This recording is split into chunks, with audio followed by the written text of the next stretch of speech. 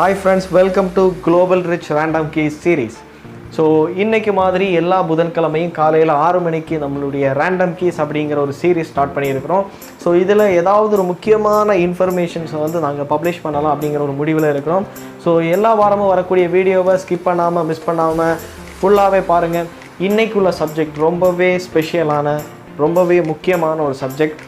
50 வயது ரீச் ஆகும்போது இல்லை 50 வயதை தாண்டும் போது குறிப்பாக 80% மக்களுக்கு இடையில இருக்கக்கூடிய தேவை இல்லாத ஒரு 5 டாக் அண்ட் தாட்டை பற்றியான ஒரு விஷயத்தை தான் பார்க்க போகிறோம். ஸோ இந்த இன்ட்ரெஸ்டிங்கான சப்ஜெக்டை பாருங்கள், வாங்க வீடியோக்குள்ளாடி போகலாம்.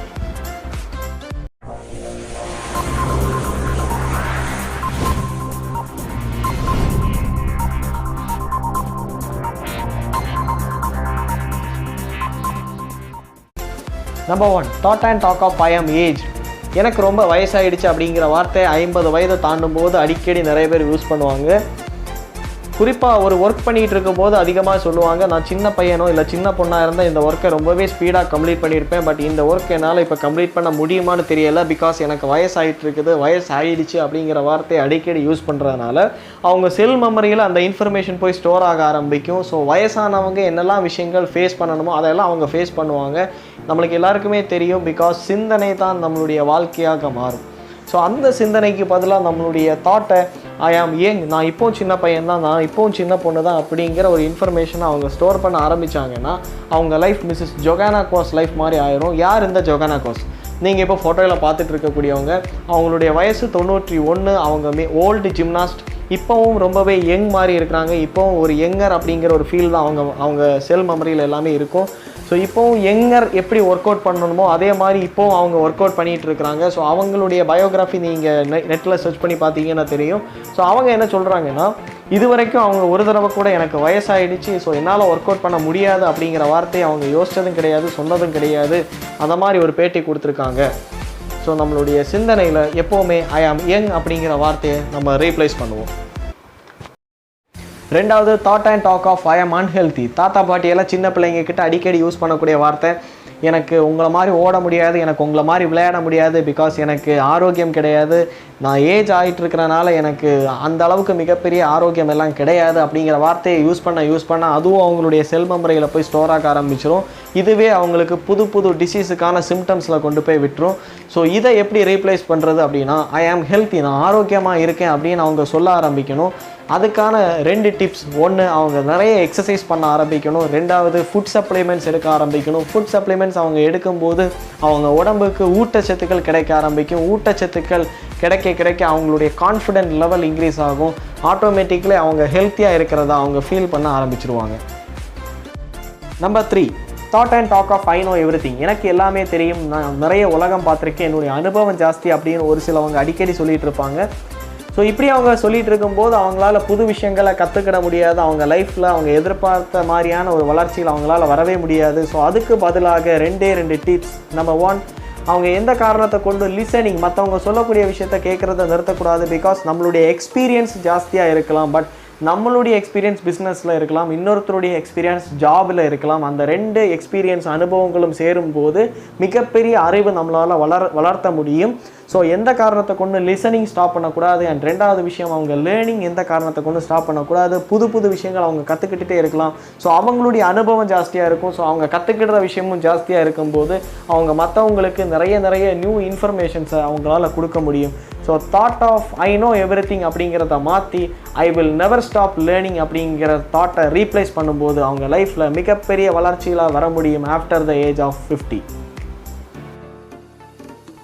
Number 4, thought and talk of satisfaction. எதுவுமே லைஃப்பில் அச்சீவ் பண்ணாட்டி மிகப்பெரிய விஷயத்தை அச்சீவ் பண்ண மாதிரியான ஒரு ரிலாக்ஸ்டு மைண்ட் செட்டுக்குள்ளாடி வந்துடுவாங்க. ரிட்டையர்ட் ஆகணும், ரெஸ்ட் எடுக்கணும் அப்படிங்கிற மைண்ட் செட்டுக்குள்ளாடியும் வந்துடுவாங்க ஒரு சில ஆட்கள். ஸோ இப்படி வரதுனால அவங்க லைஃப்பில் மிகப்பெரிய லேசினஸை தான் அவங்களால ஃபேஸ் பண்ண முடியும், மிகப்பெரிய வெற்றியை அவங்களால சந்திக்கவே முடியாது. அதுக்கான ஒரு சில எக்ஸாம்பிள். இந்த ஃபோட்டோவில் இருக்கக்கூடியவருடைய பேர் மிஸ்டர் பிரையன் ட்ரேசி. அவருடைய நேஷ்னாலிட்டி அமெரிக்கா. அவருடைய வயது 76. அவருக்கு இதுவரைக்கும் அவருடைய நெட்ஒர்த் $15 மில்லியன் மேலே. அவர் ஒரு மிகப்பெரிய motivational trainer, self development, public speaker. அவர் 70 புக்ஸ் இதுவரைக்கும் எழுதியிருக்கக்கூடிய ஒரு ஆதர். அந்த 70 புக்ஸையும் பல டசன்ஸ் ஆஃப் மொழியாக்கமும் செஞ்சுருக்காங்க. ஸோ ஸோ இவ்வளோ பெரிய அச்சீவ்மெண்ட்டை பண்ண ஒரு நபர் இன்றைக்கும் அவர் ஒர்க் பண்ணிகிட்டு இருக்கிறாரு, இன்றைக்கும் நிறைய ட்ரைனிங் பண்ணிகிட்டு இருக்கிறாரு, இன்றைக்கும் அவர் ஆன்லைனில் யூடியூப்பில் நிறைய வீடியோஸ் மக்களுக்காக அப்லோட் பண்ணிகிட்டு இருக்கிறாரு. ஸோ சாதிக்கிறதுக்கு வயது ஒரு தடை அல்ல. Number 5, thought and talk of I can get updated. என்னால் அப்டேட்டட் ஆக முடியாது. இந்த ஜெனரேஷன் கேப்னால நிறைய பேர் சொல்லுவாங்க, நான் இருந்த காலகட்டத்தில் ஃபார் எக்ஸாம்பிள் மொபைல் ஃபோன் கிடையாது, பட் இப்போது மொபைல் ஃபோன், சோஷியல் மீடியா எல்லாமே இருக்குது, அதனால் என்னால் இதெல்லாம் கற்றுக்கிட முடியாது அப்படின்னு ஒரு சில ஆட்கள் சொல்லுவாங்க. பட் யார் அப்டேட்டட் ஆகுறாங்களோ அவங்க லைஃப்பில் மிகப்பெரிய வெற்றியை அடைஞ்சிருக்காங்க. அதுக்கான ஒரு சில எக்ஸாம்பிள்ஸை நம்ம இப்போது பார்க்கலாம். ஸோ முன்னால் நம்ம மிஸ்டர் பிரையன் ட்ரேசியை பார்த்த மாதிரி இப்போ நம்ம பேசக்கூடியது மிஸ்டர் ஜாக் கேன்ஃபீல்ட். அவரை பற்றி சொல்கிறதா இருந்தால் chicken soup to the soul அப்படிங்கிற ஒரு புக்கினுடைய ஆதர் 500 பில்லியன் காப்பீஸ் சேல் பண்ணியிருக்காங்க. அது மட்டும் இல்லாமல் பல லாங்குவேஜஸில் மொழியாக்கமும் செஞ்சுருக்காங்க. பல US டாலர்ஸினுடைய பல மில்லியன் US டாலர்ஸினுடைய அதிபதி தான் mister jack Canfield.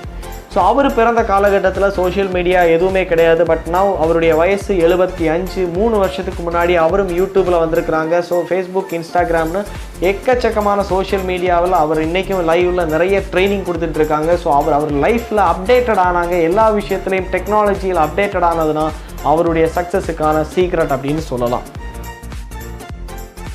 And finally நம்மளுக்கு எல்லாருக்குமே தெரியும் மிஸ்டர் ஹர்னால்டு சாண்டர்ஸ் தன்னுடைய 60 வருட வாழ்க்கை போராட்டங்களுக்கு அப்புறம் தன்னுடைய 62வது வயதில் கெண்டகி அப்படிங்கிற சிட்டியில் அவர்கிட்ட இருக்கக்கூடிய டிஃப்ரெண்ட்டான ஃப்ரைடு சிக்கன் ரெசிபியை அறிமுகப்படுத்தி ஒரு ரெஸ்டாரண்ட் ஆரம்பிக்கிறாரு. 66வது அவருடைய வயதில் தான் உலக மக்கள் அந்த ரெசிபியை ஒத்துக்கிட ஆரம்பிச்சுட்டாங்க. அண்ட் அவர் இறந்து இப்போ 40 வருடங்கள் ஆகுது. இன்னைக்கு உலகம் ஃபுல்லாகவே KFC மிஸ்டர் சாண்டர்ஸ் அப்படிங்கிற நேமை ஒரு சரித்திரமாக உருவாக்கி வச்சுட்டு இன்றைக்கி அவர் போயிருக்கிறாரு.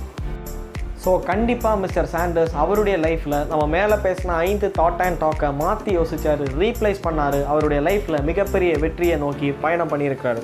ஸோ அதே மாதிரி நாமளும் நம்ம லைஃப்பில் இருக்கக்கூடிய இந்த தாட் அண்ட் டாக்கை ரீப்ளேஸ் பண்ணுவோம். எப்படி ரீப்ளேஸ் பண்ணலாம்? ஐ ஆம் யங்கர், ஐ ஆம் healthy and I will never stop my learning அப்படிங்கிற இந்த 3 அஃபர்மேஷன்ஸை நம்ம ஒவ்வொரு செல் மெமரிக்கும் விதைப்போம். நாமளும் நம்ம லைஃப்பில் மிகப்பெரிய வெற்றியை நோக்கி பயணிக்கலாம். இந்த வீடியோ உங்கள் எல்லாருக்கும் ரொம்பவே யூஸ்ஃபுல்லாக இருக்கும் அப்படின்னு நான் நம்புகிறேன். ஸோ அடுத்த புதன்கிழமை காலையில் 6 மணிக்கு நம்மளுடைய ரேண்டம் கீஸில் ரொம்பவே இன்ட்ரெஸ்டிங்கான ஒரு சப்ஜெக்டோட சந்திக்கலாம். இந்த வீடியோவை எல்லாருக்கும் ஷேர் பண்ணுங்கள். மறக்காமல் நம்ம சேனலை சப்ஸ்கிரைப் பண்ணுங்கள். Thank you so much.